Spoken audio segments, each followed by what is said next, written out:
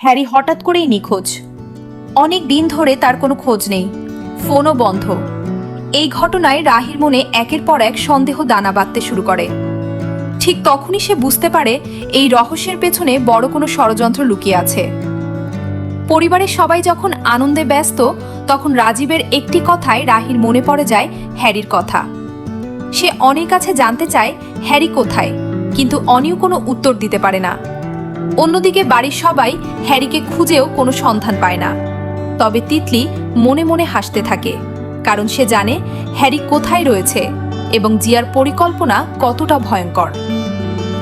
এদিকে জিয়া ভিক্টরকে আশ্বস্ত করে বলে তার বিরুদ্ধে কোনো প্রমাণই কাজে লাগবে না, কারণ হ্যারি এখন তাদের কবজায়। ভিক্টর প্রথমে অবাক হলেও জিয়ার আত্মবিশ্বাস দেখে কিছুটা নিশ্চিন্ত হয়। জিয়া জানিয়ে দেয় যতক্ষণ হ্যারি বন্দি থাকবে ততক্ষণ রাহি কিছুই করতে পারবে না।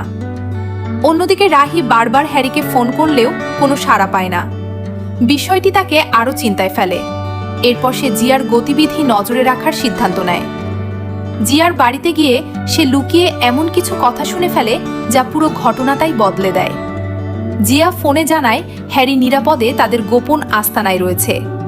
এই কথা শোনার পর রাহি আর এক মুহূর্ত দেরি না করে জিয়ার পিছু নেয়। জিয়া একটি পরিত্যক্ত পুরনো বাড়িতে ঢোকে। কিছুক্ষণ পর রাহিও সেখানে পৌঁছে যায়। জানলার ফাঁক দিয়ে তাকাতেই সে চমকে ওঠে।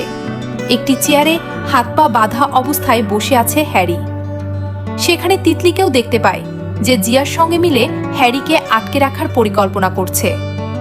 সবকিছু নিজের চোখে দেখে রাহি বুঝে যায় পুরো ঘটনাটি একটি সুপরিকল্পিত চক্রান্ত। সে মনে মনে প্রতিজ্ঞা করে যেভাবেই হোক হ্যারিকে উদ্ধার করবে এবং জিয়া তিতলির সব ষড়যন্ত্রের পর্দাফাশ করবে। এবার কি হবে? রাহি কি সত্যি হ্যারিকে উদ্ধার করতে পারবে, নাকি জিয়ার নতুন ফাঁদে আবারও বিপদ বাড়বে?